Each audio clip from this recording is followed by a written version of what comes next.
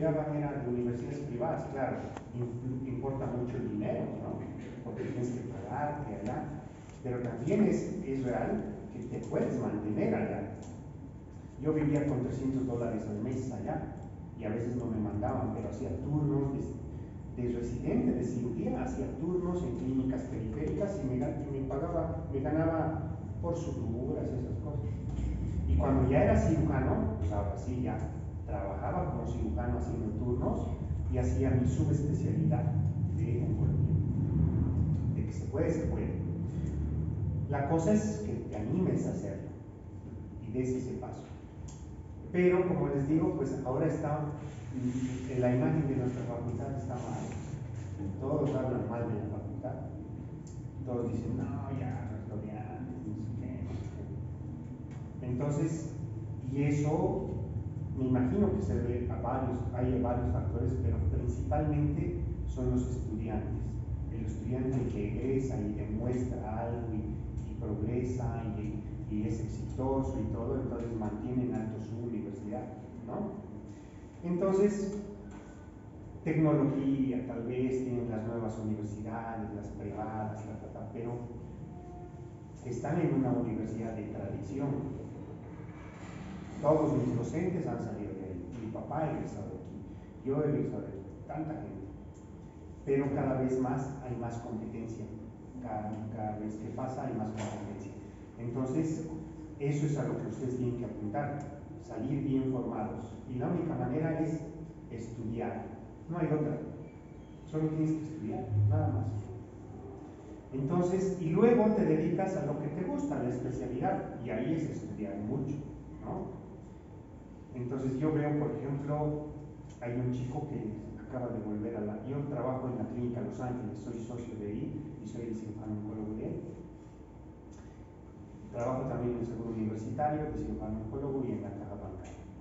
Estaba en Univalle, pero odio Univalle, la verdad, por su directora, su dueña, en realidad no me gusta, es una persona que la he conocido, es mala persona, negociante, se aprovecha de los médicos, te roba en pocas palabras, porque tú trabajas, cobras a tu paciente 1,000 pesos y Univalle se queda con la mitad, 500 pesos, eso está mal. Entonces, te roban. Entonces, así que dejé de trabajar en Univalle, renuncié. Pero me hablan todavía para hacer interconsultas, pero ahí yo ya les cobro como debe ser, ¿no? Entonces, es importante que estudien mucho para que dejen en alto la facultad, el nombre de la facultad. Cuando nosotros estábamos allá, o sea, no es por vanagloriarnos, no sé, pero sí se veía la diferencia. Nosotros teníamos buena formación. Preguntaban en anatomía, como era cirugía, te preguntan mucho anatomía allá, los cirujanos, y yo sabía mucho. Y mis compañeros cero, no sabían, habían cosas que ni idea tenían de anatomía. En cambio nosotros sí. Así que hay que aprovechar lo que se tiene, pero lo más importante es estudiar. Y como les digo, la especialidad es lo más importante ya después de esto, pero vean las opciones, si pueden salir, estaría perfecto. Si no, pues pueden hacer la especialidad aquí y luego ir a hacer la subespecialidad. Conocí varios amigos que hicieron eso. O hacían, por ejemplo, para hacer urología necesitas 1 año de cirugía. Entonces puedes hacer 1 año de cirugía aquí y luego irte, ¿no? Hay esas opciones. Y es más fácil entrar a una subespecialidad. Así que yo en los lugares donde trabajo, por ejemplo, en la clínica Los Ángeles hay varios formados de Univalle, varios colegas. También estamos varios de la Facultad de Medicina. Y tienen buen nivel, pero también porque ves lo que alcanzaron a hacer como subespecialistas, pero cuando tú les preguntas así de cositas, ya, bueno, pues no es importante, ¿no? Pero cosas de la parte básica a veces no tienen el conocimiento. Pero bueno, no es tan importante eso. Lo importante es que como subespecialista seas bueno en lo que haces, tu subespecialidad, ¿no? Bueno, entonces, ya me salí mucho del tema, ¿no? Incidencia. Así que hay varias, esto ya saben. El Globocan es, por ejemplo, un proyecto de salud donde encuentras la información epidemiológica del cáncer de todo el mundo. Y el cáncer más frecuente en el mundo, ¿cuál es? Mama. Ese es el cáncer más frecuente. Seguido del cáncer de pulmón y cáncer de colon. Eso a nivel mundial. ¿Ya? Obviamente, estoy seguro de que ni siquiera en los países muy desarrollados hay un registro realmente bueno, pero Estados Unidos, Europa, países europeos sí tienen un mejor registro, definitivamente. Aquí casi no se ve. ¿Qué pasa en Bolivia? En Bolivia, por ejemplo, ¿cuál había sido el primer caso? El primer cáncer cervicouterino. Yo dudo mucho esto de que el de mama es el tercer, bueno, no, pues está bien, porque es el segundo de próstata es el primero en hombres, ¿no? Entonces, en mujer, cáncer cervicouterino. El segundo cáncer en mujer, mama. Y aquí están viendo, estas son la estadística del cáncer en Bolivia. Y cuando hablas a nivel mundial de la mortalidad, la gente que muere por cáncer en el mundo es pulmón. Y luego están estas. Todo esto va a entrar al examen, ¿no? Debemos saber. Porcentaje de muertes por cáncer de esófago en el mundo, les voy a preguntar. Por ejemplo, ¿no? Y tienen que decir 5.5. 5.6 casi. Y el cáncer la principal causa de cáncer de muerte en la mujer es cervicouterino. No es mama, la segunda, miren, es pulmón. Y fíjense, hasta atrás está mama. ¿Por qué creen? Porque se hace más campañas para eso. ¿Por qué? Ahora mueren menos gente por cáncer de mama porque se detecta más temprano. Es la segunda causa de cáncer en mujer, en incidencia, pero es de las últimas causas de cáncer de muerte ¿no? Por eso, porque se detecta más temprano. ¿Y cómo se detecta temprano el cáncer de mama? Mamografía, ecografía. Mamografía, ¿a partir de qué año? ¿De qué edad? 40, 45.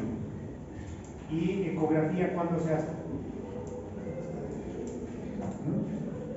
Ecografía se hace en mujeres menos de 40. Y más aún si tienen antecedentes de cáncer de mama en la familia, ¿no?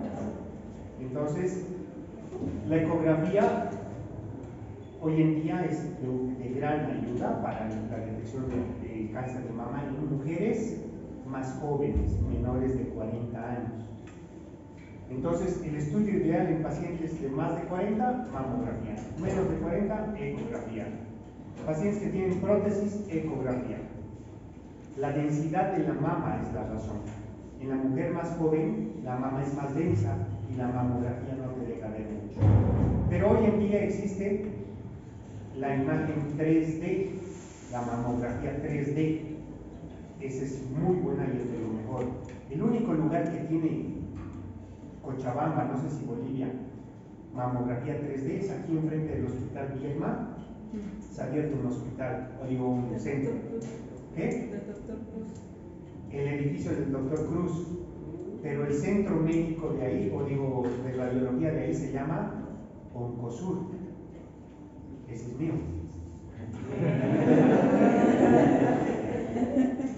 Es en serio, no es broma. Queríamos abrir un centro de onco con una amiga, pero empezó la pandemia, dijimos hacer algo de mama y comprar y tener imágenes, esas cosas. entonces estábamos asociados con un oncólogo.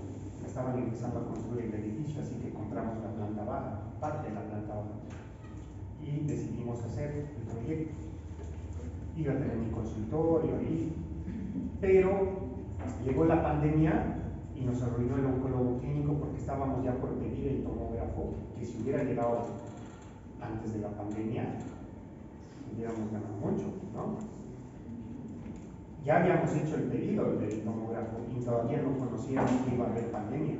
Y justo cuando estaba por empezar, el amigo se retracta, dice, no, es mucho dinero para invertir. Y luego pasa lo de la pandemia y dice, no, ¿y qué tal si me muero? No sé qué, no. Así que dejó de la sociedad y dijo, bueno, les vendo mi parte. Pero hasta que hiciéramos todo, quisimos pedir el tomógrafo y dijeron, no se puede ahorita. Por la pandemia nada se mandaba. Entonces, tomógrafo. Así que nos esperamos a que pasaran esos 2 años y ahora inauguramos el centro que se llama Oncosur. El año pasado, hace un año exactamente lo hemos inaugurado. Pero dijimos, ya no hagamos un centro de onco, mejor hagamos un centro de imagen. Y tú te haces cargo, porque mi socia es radiólogo. Tú te haces cargo y yo gano más. Entonces, ella es radióloga y compramos ecógrafos, tomógrafo, y recién nos llegó hace 2 meses el mamógrafo, y es el mejor mamógrafo de Cochabamba, y es más barato que en otros lados. Entonces, ya saben, Oncosur.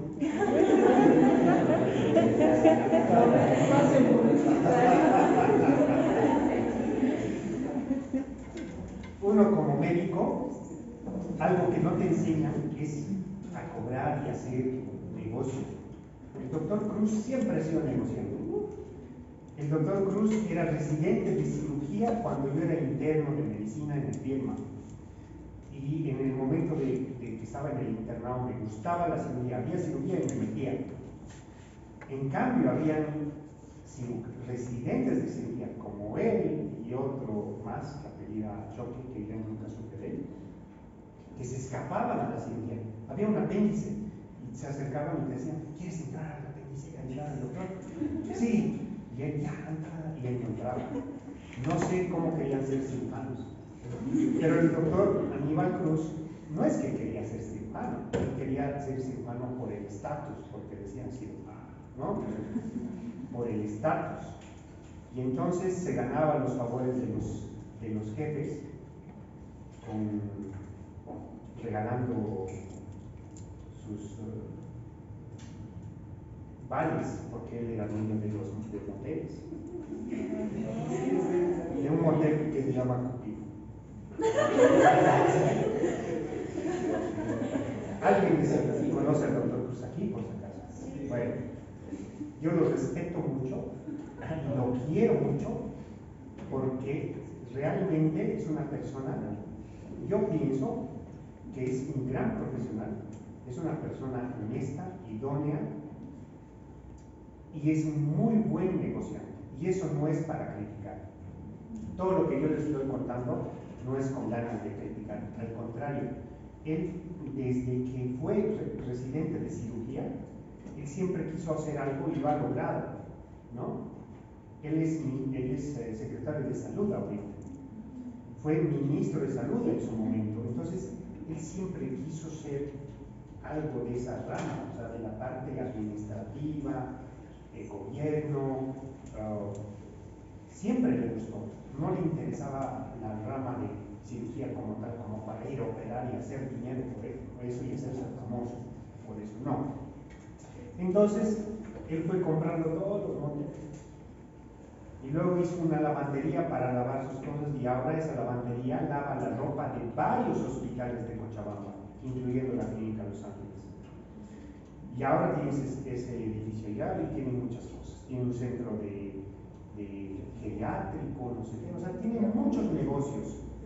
Entonces es una persona visionaria, un empresario realmente, y a todo le ve negocio y tiene buenas ideas. Este jueves acaba de inaugurar el restaurante en su edificio.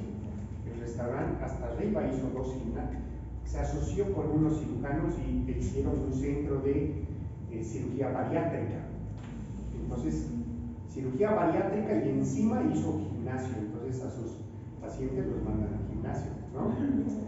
Y encima hizo un restaurante que acaban de inaugurarlo. Me invitaron, pero yo estaba de viaje, estaba en un curso en el extranjero, entonces no podía. Pero lo quiero mucho y me quiere mucho porque mi papá fue su docente. Mi papá fue su docente de anatomía, así que siempre lo recuerda con mucho cariño. Y cuando yo era residente, cuando ya egresé y me iba a venir acá, me invitaron a dar unas pláticas de cáncer gástrico en un congreso, pero me invitaron como mexicano, ¿no? O sea, desde México me trajeron aquí. Y nos fuimos a Potosí y ahí me encontré con Aníbal Cruz. Y esa época, mi papá todavía vivía y le dije, papi, vámonos a Potosí, porque él, los primeros años de trabajar como cirujano, que se formó en Chile, trabajó en Potosí. Entonces le dije, vámonos a Potosí, va a haber un congreso. Como que no quería porque no le gustaba salir de la ciudad. Pero lo llevé y le encantó, porque ahí se encontró con muchos de sus estudiantes y uno de ellos, por ejemplo, que fue el paje de 15 años de mi hermana, que vive en Chile, que se llevaba muy bien con él, y fue el paje de mi hermana, y ahora vive en Brasil y es un famoso trasplantólogo. Trasplanta páncreas, hígado, riñón, es muy bueno. Entonces este doctor se encontró con mi papá y lo quieren tanto que lo abrazaron, y tomaron esa noche y con el Aníbal Cruz y abrazados, todos recordando. Entonces, bonita época, ¿no? O sea, fue un lindo regalo para mi papá y yo feliz, ¿no? Por verlo hacia mi papá. Y cuando ya volvimos, pasó unos meses y, cuando me volví de México, porque siempre le decía voy a ir, y nunca volví hasta que volví. Y bueno, pues las cosas pasan por algo, porque yo llegué acá, empecé a trabajar por todo lado, me empezó a ir bien, y a los 6 meses mi papá falleció. Entonces, el doctor Cruz lo quiere mucho a mi papá, y gracias a él, cuando yo le dije queremos hacer este centro, nos rebajó bastantísimo. Él estaba pidiendo un buen dinerito por el local y nos bajó bastante, y en la inauguración obviamente lo invité para que él diera las palabras alusivas a la inauguración del centro Oncosur, ¿no?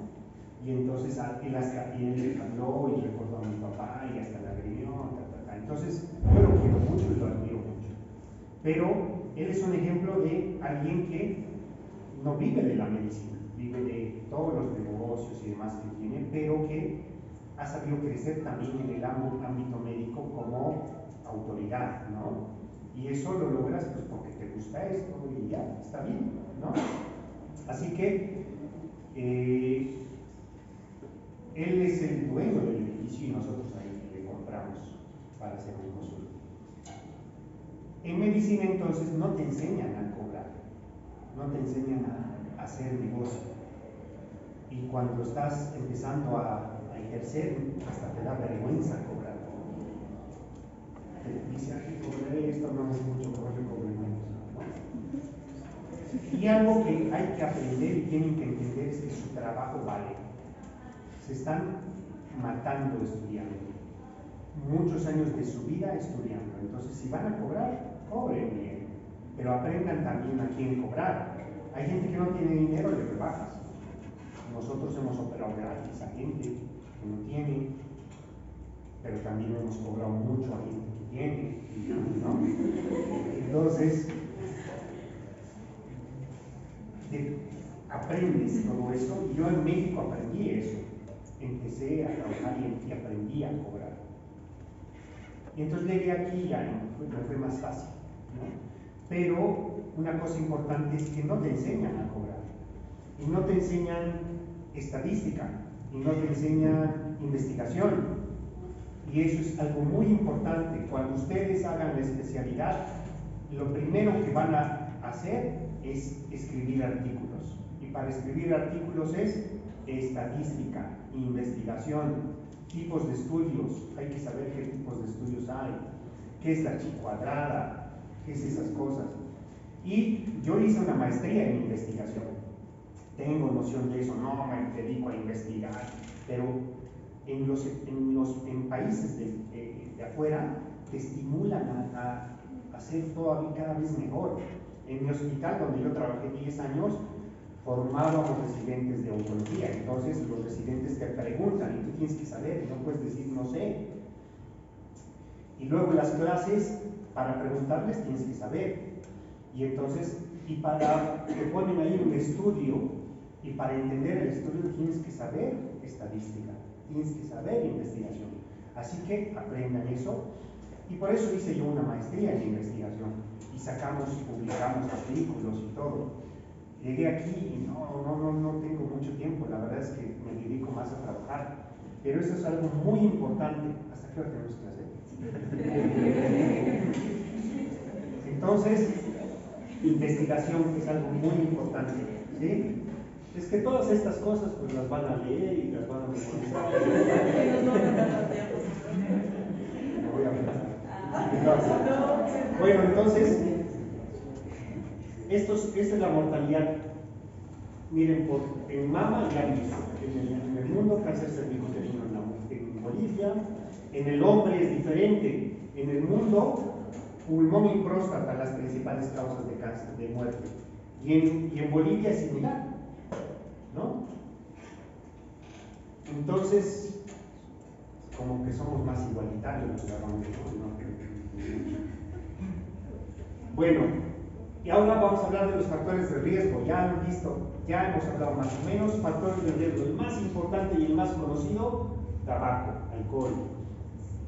¿Qué es un factor de riesgo? Una circunstancia o situación asociada a mayor probabilidad de tener una enfermedad, ¿no?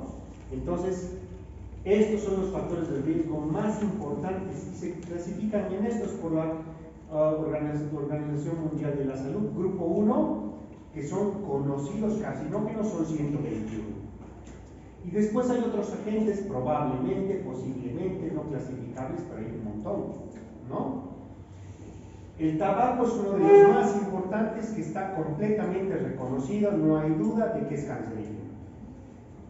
El tabaco entonces nace a partir de las hojas de Nicotiana tabaco, es originario de América, se extendió a Europa y su consumo es en cigarrillos, cigarros, pipas y demás. Es la principal causa y la primera causa aislada de mortalidad y morbilidad evitable por cáncer. Evitable porque sabes que dejas de fumar y puedes evitar cuando fumas, ¿no? ¿Qué es morbilidad?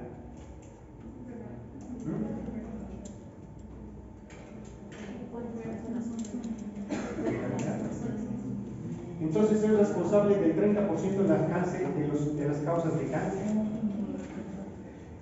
Ya se cultivaba en América antes de Cristo. Cristóbal Colón observó en indígenas usando tabaco, y en el 1761 ya se describió por primera vez la asociación entre respirar tabaco y cáncer. Antes el tabaco era, hasta los médicos lo promovían, ¿no? Porque no sabían lo que producían.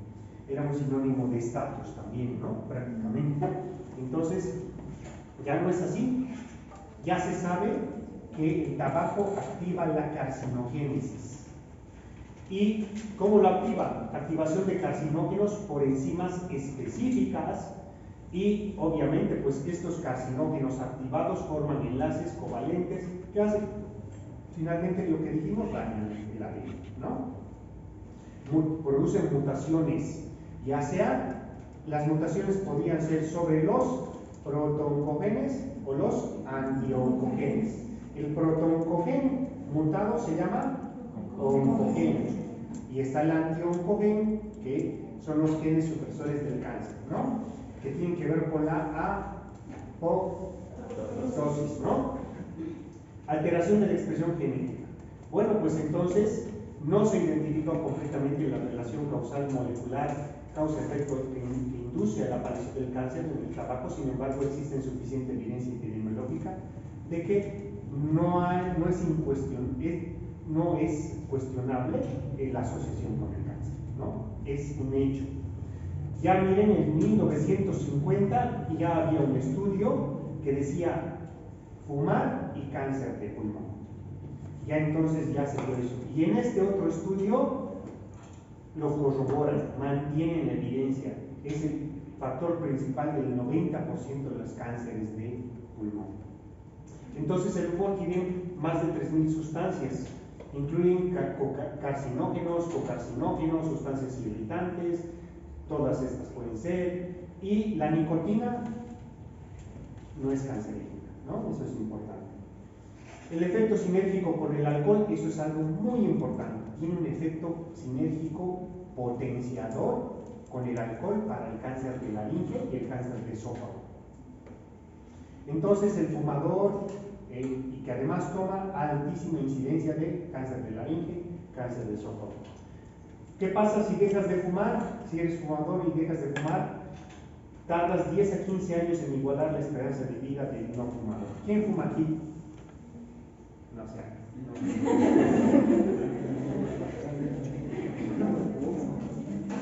¿Quién no fuma más bien? No, prueban una vez y todo, pero nadie fuma. Pero yo tengo varios amigos que fuman demasiado y es difícil dejar, ¿no? Bueno, pero no fuman entonces aquí, ¿no? En reuniones. Bueno, ¿qué pasa con el otro? El alcohol. Implicable el 3% de las muertes por cánceres en países desarrollados, incrementa el riesgo de cáncer de la cavidad oral, laringe, hígado, esófago. Tiene un efecto sinérgico que dijimos con el alcohol, es potenciador, ¿no? El mecanismo de acción irrita directamente y también puede producir metabolitos, como el acetaldehído. Aumenta el riesgo de cáncer de mama por múltiples vías. Múltiples mecanismos de acción. Acción directa de los carcinógenos, activación o desactivación, metabólica de los carcinógenos. Entonces, ya hemos hablado de eso, hay un efecto directo, un efecto indirecto, tiene que metabolizarse, producir carcinógenos activos, Estudios epidemiológicos dicen que el alcohol, grasas, calorías, estamos hablando, perdón, ya de la dieta, ¿no? El alcohol, grasas, calorías totales y sobrepeso, la fibra dietética, alimentos salados, todo eso está relacionado al cáncer. La obesidad, la ingesta de muchos alimentos ahumados, muy cocidos, conservados, ¿no? Mucho conservante, todo eso puede producir, tiene una relación al cáncer. El efecto puede ser, como dijimos, acción directa, acción indirecta. Y estas son las recomendaciones para reducir el cáncer o el riesgo de cáncer. Mantener un índice de masa corporal de 18 a 24. ¿Qué es el índice de masa corporal o cómo se saca? ¿Quién sabe?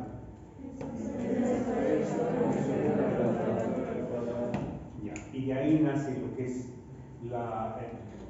el sobrepeso, obesidad mórbida y todo, ¿no? Hoy en día, eso se está haciendo un buen negocio también, la cirugía contra la obesidad, ¿no? En México se ve muchísimo más de eso porque hay muchos más gordos. Se come muy bien ahí, mejor que aquí. Pero sobre todo se come mucha grasa. Aquí no tanto, allá sí mucha grasa. Todo es grasoso, rico pero grasoso. Entonces, realizar ejercicio físico, evitar reducir el consumo de alcohol, evitar o reducir el consumo de alimentos que están muy salados, ahumados, sobre todo en la infancia, ¿no? Incrementar el consumo de frutas, eso es algo muy importante, reducir el consumo de carne procesada y conservantes. Yo, por ejemplo, soy de los que consumo casi nada de fruta. Entonces, ¿pero por qué? Porque yo vivo solo. Entonces, estoy divorciado, vivo solo y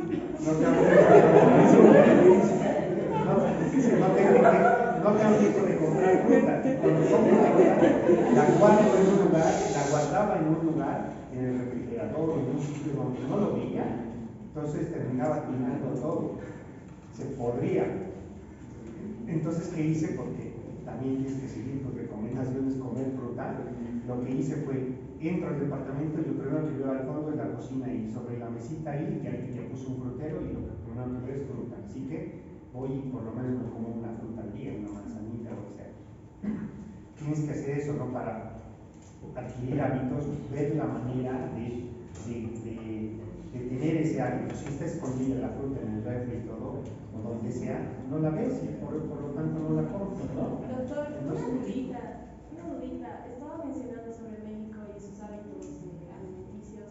Comen demasiado picante, ¿eso también influiría? no sé, porque aquí comemos más picante que en México, te diré. Los mexicanos dicen, no. Yo les hacía probar la agua y se morían, porque ellos están acostumbrados a poner picante, pero un picante que no pica. Le ponen a la fruta desde niños, a todo le ponen picante, pero es un picante que le da sabor, y pica muy poquito. Pero, a ver, hazles probar yagua.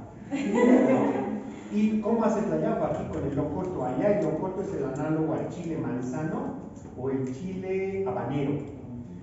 Es picosísimo, les haces probar a ellos, no se mueren. No creas que comen más picante que nosotros. Y además se ha visto que el locoto tiene sustancias sí, protectoras del cáncer. Entonces, cómanlo ¿no? Con la avena más. Entonces, yo soy de mi familia, somos de acuerdo. Yo no como nada que no sea complicante, porque si no hay. Ahora viajé a Argentina y no te dan ya agua. Entonces es rica su comida, pero sí ya no nos ayuda. Bueno, entonces no es el chile, no creo, es la grasa, es mucho aceite. Los tacos los hacen, la carne la hacen en el mismo aceite, y así ves el aceite oscuro ya, que debe ser tal vez hasta de 10 previos. Sabe muy bien, pero es cancerígeno, ¿no? Bueno, pues entonces, factores ocupacionales, ya hemos hablado de eso rápidamente también. Hay sustancias que favorecen el cáncer a nivel ocupacional, por ejemplo, y se caracterizan por esto. Aparecen en edades más tempranas, son específicas de órganos como el asbesto, dijimos, ¿no? Como aquí, inhalas las fibras de asbesto, se depositan ahí, evitan que se produzca una adecuada oxigenación, producen alteraciones y terminan en cáncer de pulmón, ¿no? Entonces, y se traducen tras exposiciones prolongadas y hay periodos de latencia largos que pueden. Yo conocí un doctor, unos abogados doctores que se dedicaban a buscar, iban a los hospitales y nos daban dinero a los residentes para que les demos datos de los pacientes con cáncer de pulmón. ¿Por qué? Porque te dio cáncer de pulmón ya. ¿Dónde trabajabas? Entonces investigaban dónde trabajó y por qué trabajó, y detectaban, como es un cáncer que se produce por esto, ocupacional muchas veces, no necesariamente. Entonces hacían demandas. Te vamos a ayudar con una demanda y vas a ganar. Y ganaban, porque está demostrado, ¿no? Si trabajó con asbesto, es por eso. Entonces ganaban a las empresas sus demandas, ¿no? Entonces, contaminación industrial, contaminación ambiental, no hay duda también que produce ese tipo de efectos. Podría estar relacionado al 2% de los cánceres, relacionado con el 10% de los cánceres pulmonares y demás. Daños al DNA. El DNA puede tener daños por causas exógenas, causas endógenas. Causas endógenas, que son las especies reactivas de oxígeno, el superóxido, radicales oxidrilos, radicales nitrilos, el óxido nítrico, todos esos son sustancias reactivas de oxígeno que se ha demostrado que pueden producir alteraciones en el DNA y por lo tanto son precursoras de cáncer. Reacciones químicas espontáneas, iones metálicos también pueden producir cáncer. Productos químicos como los hidrocarburos aromáticos policíclicos, metabolitos intermedios de activos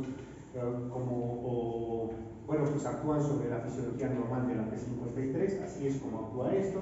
Y antineoplásicos también pueden producir eso, o daños al DNA como causa exógena, antimetabolitos, alquilantes citotóxicos, antraciclinas. Entonces hay medicamentos antineoplásicos que también pueden tener efectos secundarios. La radiación, ya hemos hablado de ella, radiación ionizante. Los tipos de radiación: existe radiación de baja transferencia de energía, de alta transferencia de energía, y aquí, por ejemplo, los mecanismos de acción son directo, ionizado directamente el punto diana, o indirecto, interactuando con moléculas de agua y produciendo esos radicales libres de oxígeno. Esa es la vía indirecta. Y depende de qué: la calidad de la dosis, de la radiación, perdón, si es alta o baja, dosis, niveles de dosis, factores genéticos, edad, sexo, inmunidad, todo eso, ¿no? Existen los rayos ultravioleta, que ya sabemos que está demostrado que tienen que ver con el cáncer de piel, ¿no? Hay ultravioleta de onda larga, onda media, onda corta. Y la radiación ultravioleta, en especial la de onda media, induce la malignización mediante la transformación de dímeros de pirimidina de ADN. El melanoma y carcinomas epidermoides y vasocelulares son los cánceres principales de piel. Y alteraciones que se pueden producir genética, ya hemos hablado de eso, no vamos a ahondar mucho en eso, pero lo importante es que también hay virus que producen, ya hemos hablado de eso, hemos hablado rápidamente de los virus que producen cáncer. Retrovirus, un ejemplo, transcriben su ARN en sentido inverso para dar lugar al ADN mediante la acción de enzimas transcriptasa inversa.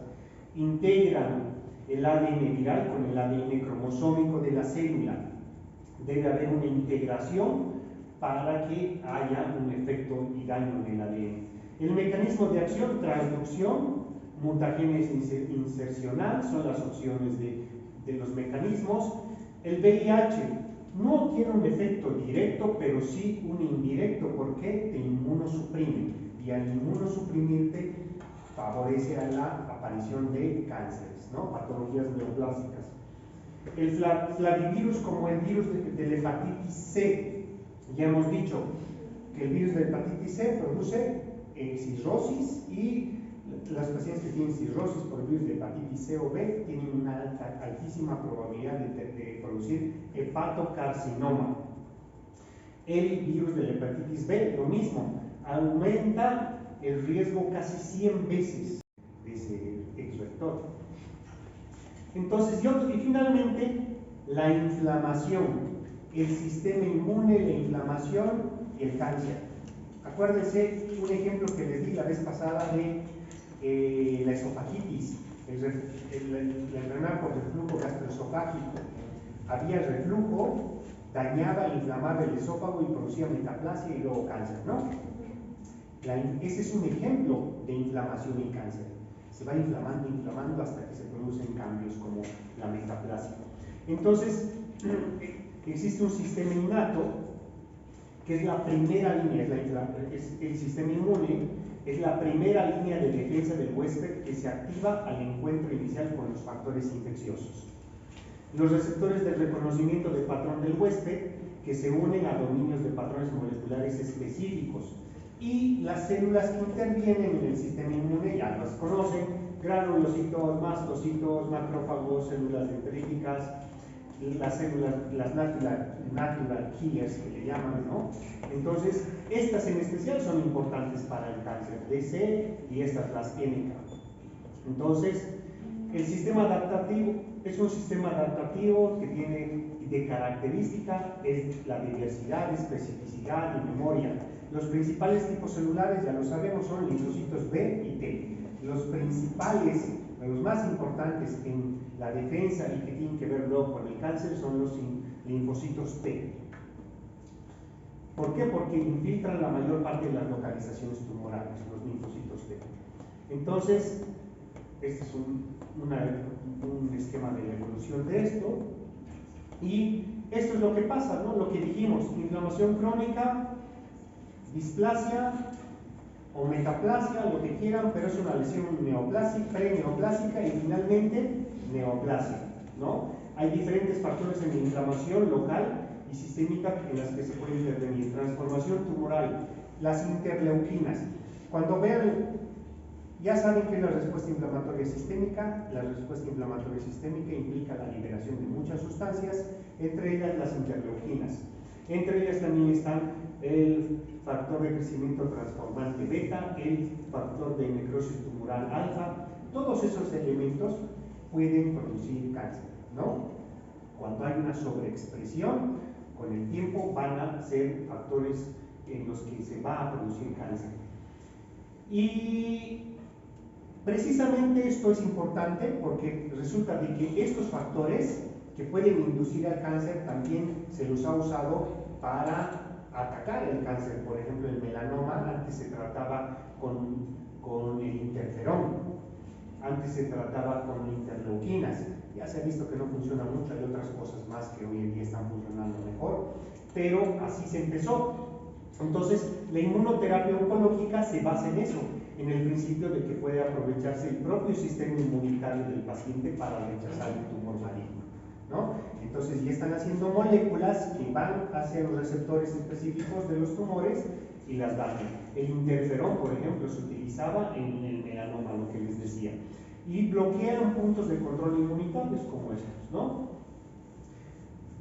Aquí están ejemplos de medicamentos actuales que actúan a ese nivel, así, la terapia blanco, o hoy en día esto se llama inmunoterapia.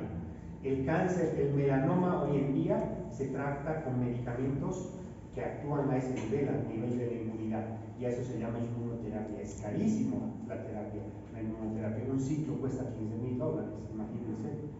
Entonces, cáncer hereditario, nuevamente, ya hemos hablado de eso. Para el cáncer hereditario, obviamente es una alteración genética que predispone al desarrollo del tumor, ¿no? Cambios en secuencias de DNA o epigenéticos, y para que el tumor se desarrolle requiere la activación de al menos un gen supresor y un oncogen, y más de un oncogen. Gen supresor, perdón, y la activación concomitante de varios otros oncogenes. Entonces, varios oncogenes y un gen supresor. Y lo que dijimos, 5 a 10% nada más de los cánceres son hereditarios. Después se llaman cánceres esporádicos. El cáncer que aparece a alguien y que no tiene antecedentes familiares se llama esporádico, no es hereditario. Para que sea hereditario tiene que tener ciertas características. Ya hay enfermedades que tienen que ver con el cáncer hereditario. Tumores malignos heredados, por ejemplo, el retinoblastoma y síndromes de neoplasias múltiples. El NEM1 y NEM2 es un tipo de enfermedad, es la que más se da como ejemplo. Es neoplasia endocrina múltiple tipo 1 y tipo 2. ¿Han escuchado de esa o no? Entonces la tienen que leer. En la neoplasia endocrina múltiple tipo 1 y tipo 2 hay varios tipos, hay varias glándulas que pueden producir cánceres. Las glándulas paratiroides, las glándulas suprarrenales, el páncreas, ¿ya? El cáncer de tiroides más agresivo, de los más agresivos que existen, es uno asociado a esto, es el carcinoma medular de tiroides, es de los peores que hay. Tumores hereditarios benignos también pueden malignizarse, ¿no? Hay enfermedades que pueden producir tumores y esos tumores con el tiempo malignizarse. Síndromes hereditarios que se asocian, a ver, hay una por ejemplo,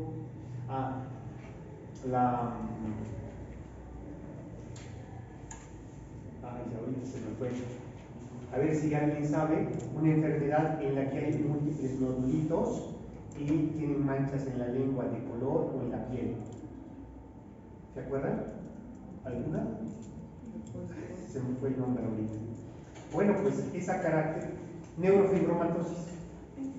Esa enfermedad es una enfermedad que se caracteriza por tener neurofibromas, bolitas por todo lado, que son benignas, pero en algún momento se malignizan. Entonces yo tuve una paciente que tenía un neurofibromas en todo el cuerpo y se malignizó uno de su pierna. Entonces tuvimos que operarla varias veces y al final se terminó amputando porque recurría. Síndromes hereditarios que se asocian a un alto riesgo. Les he hablado del síndrome de Lynch. Les dije que iba a tener un punto el que iba a saber qué era el síndrome de Lynch. A ver. Es una enfermedad hereditaria pantalla que se caracteriza por Características, así me tienes que decir esto, ahí sí. no Criterios tiene- para decir síndrome de Lynch. lo primero es hacer una evaluación genética familiar, ¿no? Y aparte la anamnesis, ¿no? Primero está la anamnesis, luego se hace una... Lo que quiero que me digan es, para decir síndrome de Lynch, tiene que tener esto y esto, así. Primero antecedentes de la familia. ¿Qué antecedentes? eh, Por ejemplo, a ver, yo le pregunto, tu tía tuvo esto, tu mamá tuvo esto, tu abuela tuvo esto, sí, tiene síndrome de Lynch. Así. Entonces, Primero se dan manifestaciones en el colon, ¿no? Que son los pólipos. no, No es no es esta es poliposis. enfermedad no polipósica. Ya, acabo de hacer tu oportunidad. ¿Qué más? Tendría que tener lesiones. Es que la principal donde se manifiesta el síndrome de Lynch es en la esplénica. Vale. Bueno, mira, está bien, tal vez tienes una idea. No, pero lo que yo quiero es esto, a ver, como una receta. Para hacer este pastel necesitas mover así, específicamente. Por ejemplo, familiar de tal grado que tenga esto y esto. Familiar, así, eso deben saber. Que tu paciente venga y diga, tengo cáncer de colon, a ver, y le preguntas cosas, tú tienes síndrome de Lynch. Que tu hermana, que tratadas se estudien y se hagan colonoscopías porque van a tener cáncer, seguro. Bueno, pues, criterios en pocas palabras. Los criterios para decir que esto es un síndrome de Lynch. Eso quería preguntarle Eso en quiero. realidad, doctor, porque esa es la parte que no entendí. ¿A qué se refería? Porque uno de los criterios clínicos justamente es el estudio de la inestabilidad de microsatélite. Exacto, inestabilidad microsatelital, es decir, en la parte genética hay inestabilidad en los genes, ¿ya? Y puede haber mutaciones. Esta inestabilidad sí es una característica y ahorita creo que sale algo de eso, pero estoy hablando de criterios clínicos para decir esto. A ver, lean para la siguiente síndrome de Lynch. Bien, a ver quién sabe más del síndrome de Lynch. Y lean de la poliposis adenomatosa familiar también. Lo único que aparece en extracolónicas son manchas café con leche, tumores en glándulas sebáceas y posiblemente queratocantoma. Perfecto. Está bien, lo has leído y tienes la idea, pero lo que quiero es criterios específicos de un síndrome familiar. Hay un cambio en el APC, en el gen APC. ¿Dónde está? Cáncer colorectal no polipósico, inestabilidad microsatelital, y tiene que haber un cambio en estos MSH2, MSH6 y demás. Estos sí se los tienen que saber para el examen, ¿no? Listo. Doctor, ¿no poder enviar sus diapositivas? Es que como están muy pesadas no es tan fácil. No, las voy a pasar.